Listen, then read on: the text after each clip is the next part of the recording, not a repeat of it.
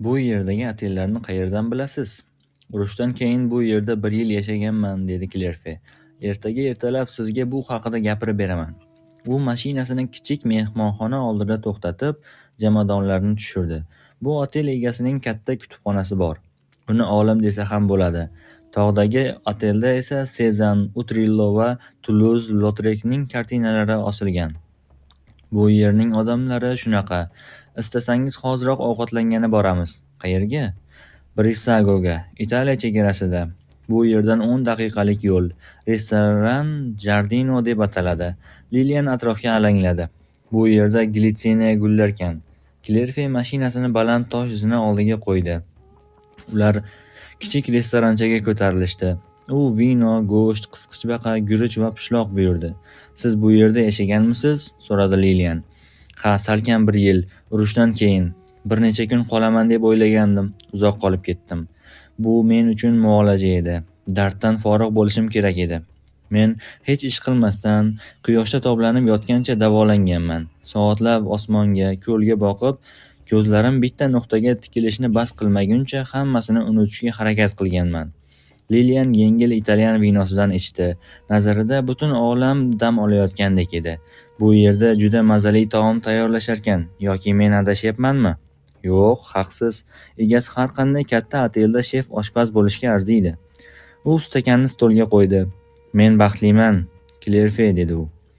Ochig'ini aytishim kerak. Bu so'zning ma'nosini esdan chiqarayotgandim.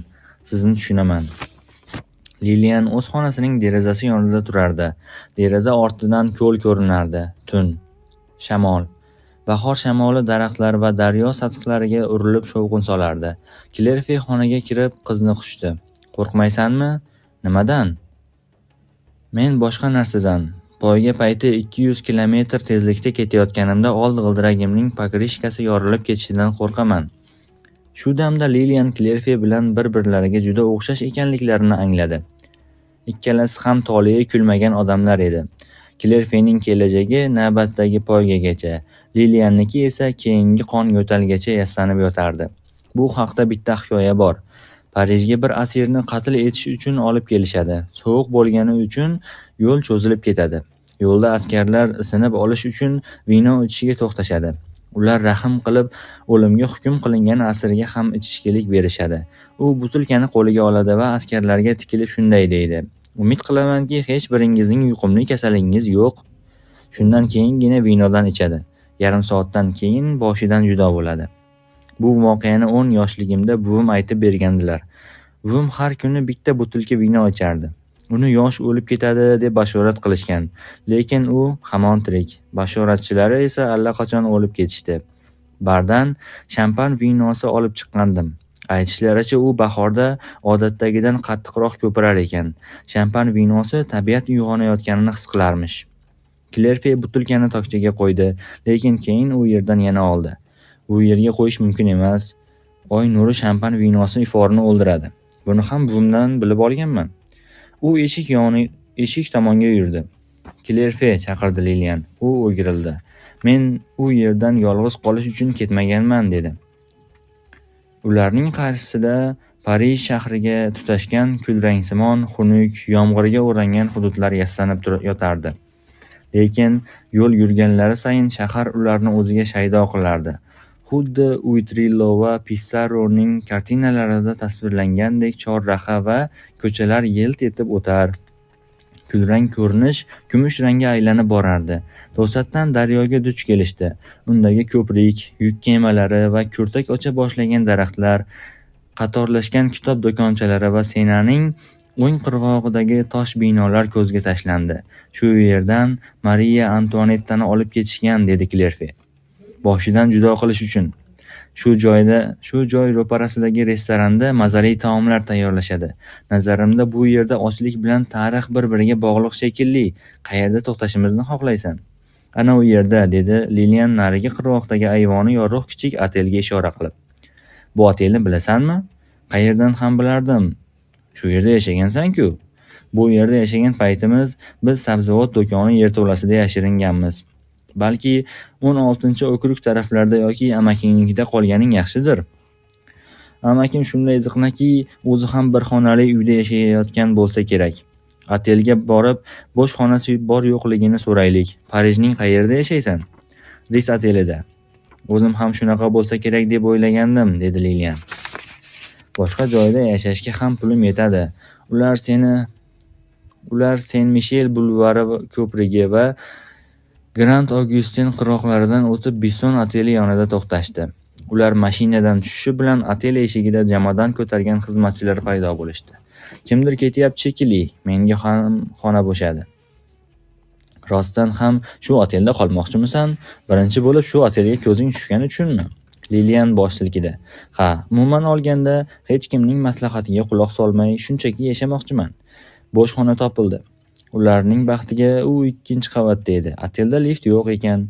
Zina eski bo'lib, pillapoyalari yedirilib ketgan. Kichik xonaning mebellari kam, ammo karavati chakkimas. Vannaxonasi ham bor edi. Jihozlar yangi, lekin arzon. Faqat barakko uslubidagi stolni hisobga olmaganda.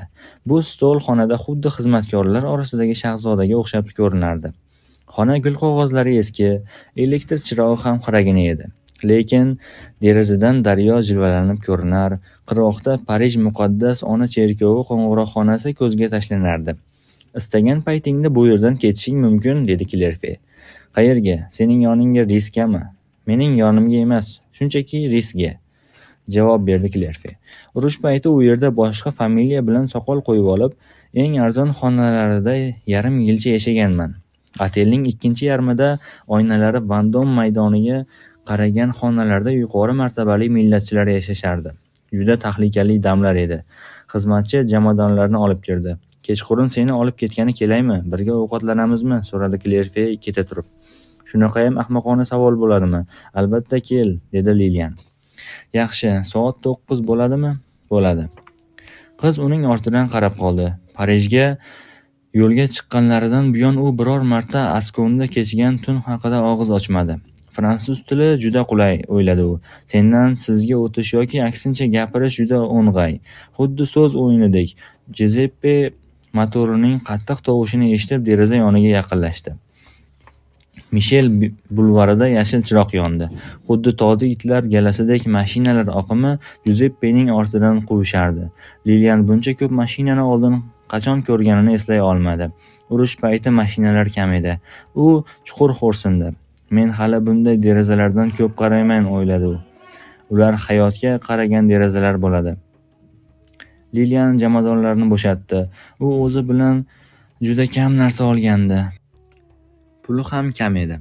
Amakisiga qo'ng'iroq qilgandi. Hech kim go'shagini ko'tarmadi. Qayta qilavergach, begona ovoz javob berdi. Amakisi ancha yillardan buyon telefondan voz kechgan ekan. U birdan vahimaga tushdi.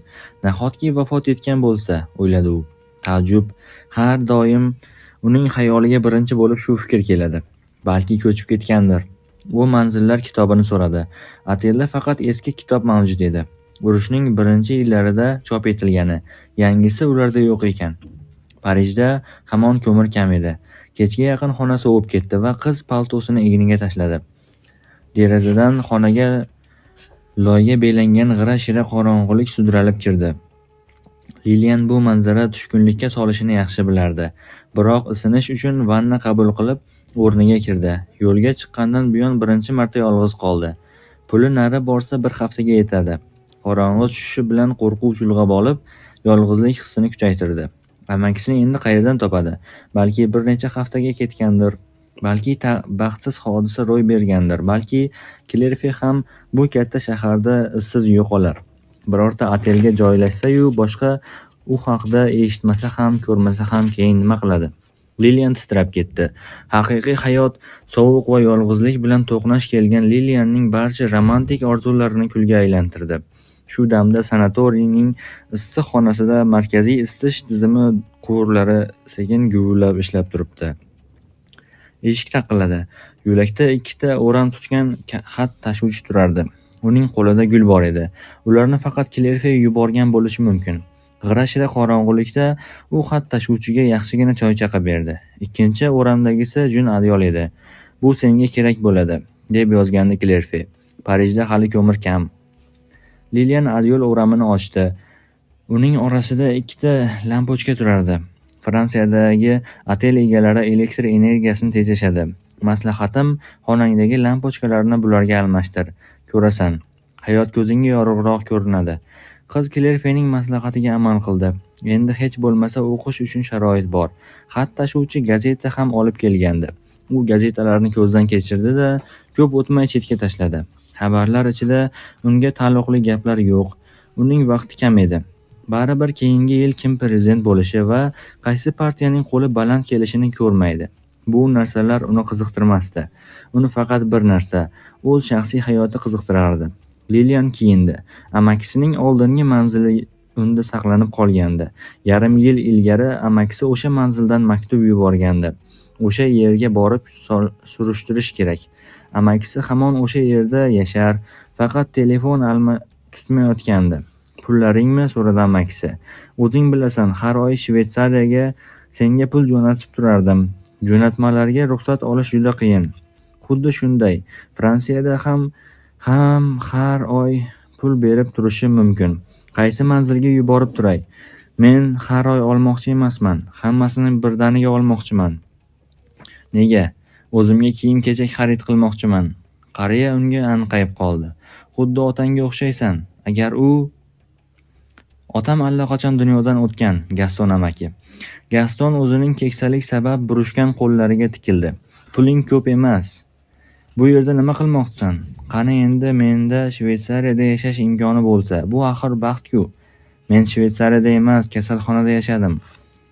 Sen pulning hisobini bilmaysan. 1-2 haftaga qolmay tagiga suv qo'yasan. Yo'qotib qo'yishing ham mumkin.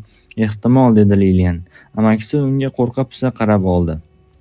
Ularning hammasini ishlatib yuborsang keyin nima bo'ladi? Qo'rqmang, sizga og'irligim tushmaydi. Turmushga chiqsang bo'lardi. Lilian kulib yubordi. U amakisining muddaosini tushundi. U Lilian uchun javobgarlikni boshqa birovning yelkasiga yuklamoqchi edi. Rost, turmushga chiqishing kerak, takrorladi Gaston. Istasang birortasi bilan tanishtirib qo'yaman. Istaysanmi? Lilian yana kuldi. Cholning qanday yo'l tutishi unga qiziq edi. Yoshi 80ga qarab ketyapti, o'yladi u. Lekin o'zini yana 80 yil keyingi ishlarini rejalashtirib qo'yishi lozimdek tutadi-ya. Yaxshi, dedi u. Endi aytingchi, yolg'iz qolganingizda nima qilasiz? Kutilmagan savoldan qariya dovdirab qoldi. Ko'p narsa, bilmadim. Men doim band bo'laman. G'alati savol bo'ldi-ku. Nega so'rayapsan? Hamma narsani olib, boshingiz oqqan tomonga ketish, bor pulingizni sarflash fikri sira xayolingizga kelmaganmi? Otangning o'zisan, dedi chol. U hech qachon burch va mas'uliyat nimaligini bilmagan. Senga yana vasiy tayinlash haqida o'ylab ko'rish kerakga o'xshaydi. Bunday qila olmaysiz. Sizningcha men pullarimni havoga sovurayotgan bo'lsam, menimcha esa siz umringizni havoga sovuryapsiz. Hamma o'z fikrida qolgani ma'qul. Pullarimni ertadan kechiktirmay yetkazing. O'zimga tezroq ko'ylak sotib olmoqchiman. Qayerdan olmoqchisan? Shoshib savol berdi chol. Balenciagadan. U mening pullarim ekanini unutmang. Otang ertagacha, dedi Lilian va cholning peshonasiga labini tekkizib xayrlashdi.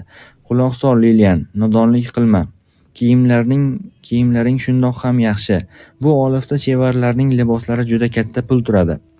Ehtimol, dedi Lilian va yo'lning narigi betidagi kulrang binolar oynalariga ko'z tashladi. Xuddi otangning o'zisan. Keksa amakisi chin dildan vahimaga tushib qolgandi. Bir tuking boshqamas. Agar uning xom xayollari bo'lmaganida, sen hozir beg'am betashvish yashayotgan bo'larding.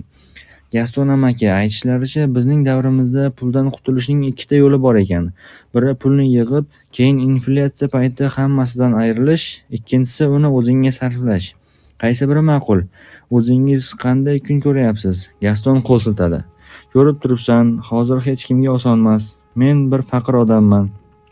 Lilian alanglab amakisining xonasi chiroyli qadimiy jihozlar bilan bezatilganini ko'rdi. Yumshoq orom kursilar, billur qandil, devorda bir necha yaxshi kartinalar osilib turardi. Har doim xasis bo'lgansiz, Gaston amaki, nega hali ham ziqnaligingiz qolmagan? Gaston bir muddat bitko'zlari bilan unga tikilib qoldi. Shu yerda yashashni xohlaysanmi? Lekin uyim tor. Uyingiz tor emas, ammo bu yerda yashashni istamayman. Necha yoshga kirdingiz? Menimcha dadamdan 20 yosh kattasiz. Chol dovdirab qoldi. Bilib turib nega so'rayapsan? O'limdan qo'rqmaysizmi? Gaston birpas jim qoldi. Juda tarbiyasiz bo'lib ketibsan, dedi keyin sekingina. To'g'ri aytasiz. Buni so'ramasligim kerak edi. Hali bardam baquvvatman. Agar tez orada merosga ega bo'laman deb o'ylayotgan bo'lsang, adashasan. Lilian arazlab tumtayib olgan amakisiga qaradi. Yo'q, o'ylamayapman. Otelda yashamoqchiman. Sizga og'irligim tushmaydi. Qaysi otelda? Shoshib so'radi chol. Rele Bissonda. Xayriyat, agar Risga joylashganingda ham hayron qolmasdim. Men ham